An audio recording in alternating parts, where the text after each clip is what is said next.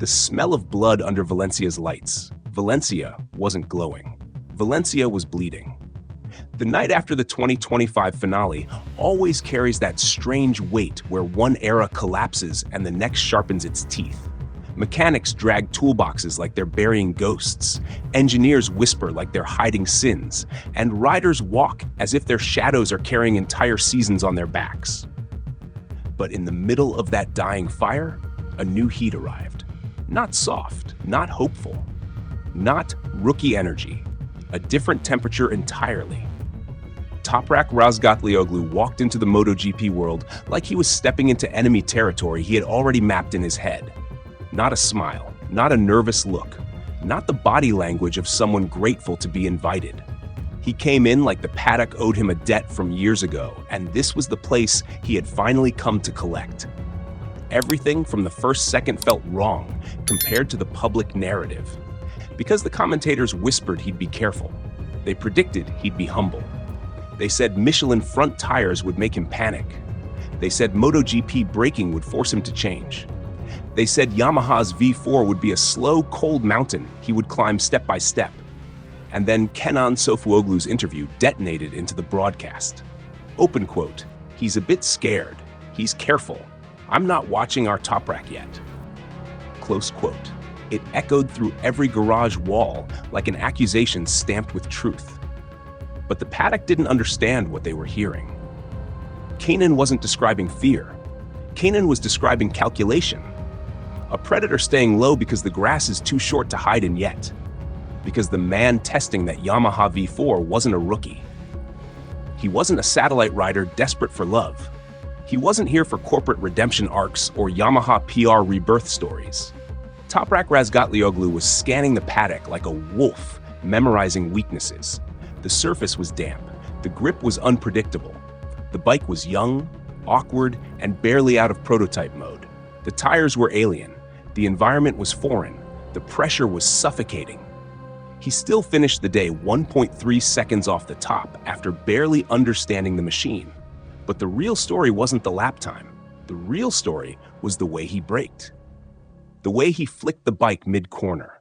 The way he moved with an unsettling casualness, like he was riding someone else's bike just to see where the limits might be when he finally decides to attack. He didn't look scared. He looked like he was adjusting a knife before the first cut. The crowd didn't see it. The riders across the pit lane didn't see it. Half the journalists definitely didn't see it. But the engineers, the ones who survive on instincts and fear, saw it instantly. His mid-entry posture, his shoulders aligned to brake later than physics recommends. His relaxation on the throttle, even though the V4 power delivery was still aggressive and uneven. They saw something the Paddock hates to admit. Toprak wasn't overwhelmed. He was bored. This wasn't fear. This wasn't caution. This was a controlled simmer. The same simmer he showed when he first tested the BMW in Superbike, and everyone predicted failure.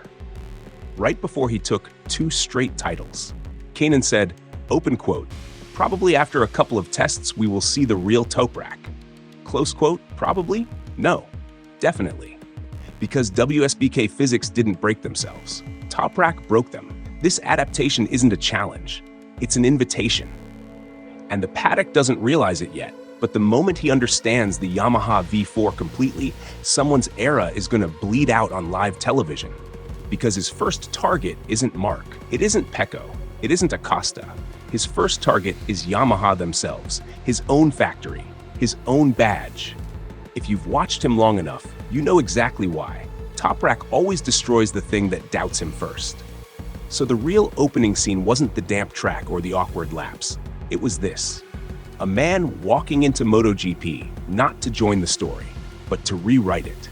And the only people who seem to understand the danger are the ones pretending to keep him careful.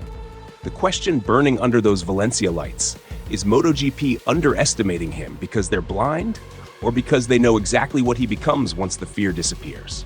Drop your first reaction below. Build up the lies, the doubt, and the underground war. Before the bike even started its engine, the narrative had already been written by those who feared change. Toprak will struggle. Toprak will need time. Toprak must unlearn. Toprak must adapt. Toprak must respect Michelin tires. Toprak must change his braking. Toprak must change his attitude. Toprak must change his universe.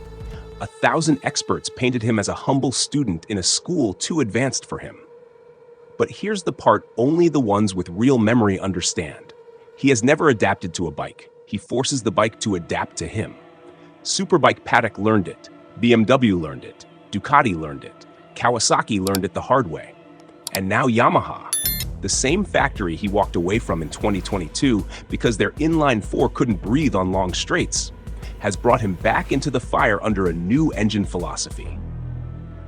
The V4 Yamaha, the forbidden project, the desperate gamble. Everyone thinks he's the one being evaluated, but the truth is the opposite. Toprak is evaluating Yamaha, and it's written all over the political landscape. Yamaha's future depends on Quartararo signing for 2027. He's angry, frustrated, tired of carrying a factory uphill with no oxygen.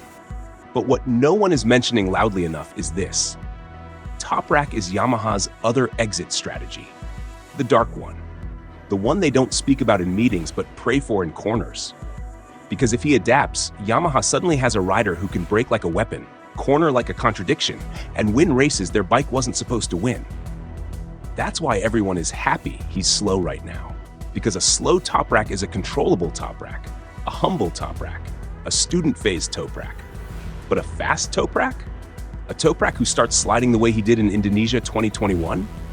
A Toprak who starts brake destroying the field like at Mandalika? A Toprak who starts taking lines that physics professors deny? That Toprak would ruin the hierarchy. He would force Yamaha to choose between Quartararo's methodical elite precision and Toprak's chaos-driven brutality. Premac's long-term loyalty to Yamaha and Yamaha's obligation to throw every resource at Toprak to match Ducati and Aprilia in 2026, engineering conservatism, or aerodynamic madness, or weaponizing Toprak's natural style into a V4 never designed for a rider like him.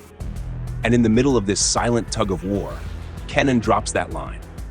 Open quote, he's scared, he's careful, he is not riding like our Toprak. Close quote, people hear weakness, they hear fragility, they hear uncertainty. But the ones who know him hear something else. They hear rage being stored. They hear vengeance being prepared. They hear a man resisting the urge to destroy his new bike on day one just to prove a point. Toprak isn't here to be Yamaha's savior. He isn't here to help develop the V4. He isn't here to play nice with corporate expectations. He is here because he watched MotoGP from the outside and decided he had unfinished business.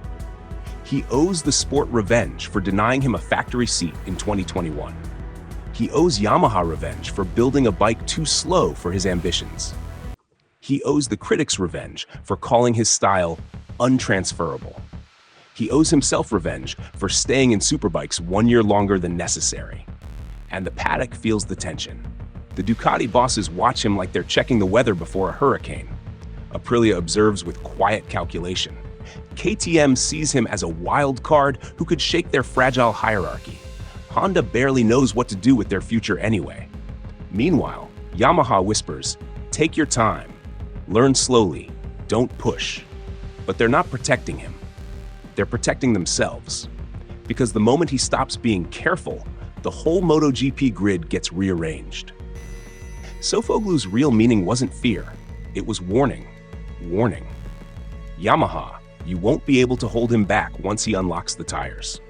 Warning the riders, you won't see him coming until he's already inside your line. Warning the Paddock, you underestimated him because it made you feel safe. And the underground truth everyone avoids is this. Every factory hopes he fails. Every rival prays he stays at 1.3s off. Every analyst quietly wishes his style collapses under MotoGP load. Because if he succeeds, then everyone must rewrite their understanding of motorcycle racing. He would become the first rider in MotoGP history whose braking technique transfers unchanged from WSBK into Michelin's tyranny. That's why the whispers are getting louder. His style won't work here. He can't slide like that on MotoGP tires. He'll crash too much if he tries his superbikes moves. MotoGP is too technical for his wildness. They're not predictions, they're prayers. Because once he stops learning and starts attacking, someone's title campaign dies. Because once he stops calculating and starts improvising, someone's front tire melts. Because once he stops worrying about Yamaha's single prototype and starts smelling victory, someone's championship collapses. MotoGP doesn't fear slow riders. MotoGP fears riders who are slow on purpose. The real Toprak is coming. The real chaos is coming. And the real question for this build-up phase hangs in the air like smoke over a battlefield. Are they keeping him low because they think he needs nurturing, or because they know exactly what he becomes once he rises? Comment your verdict.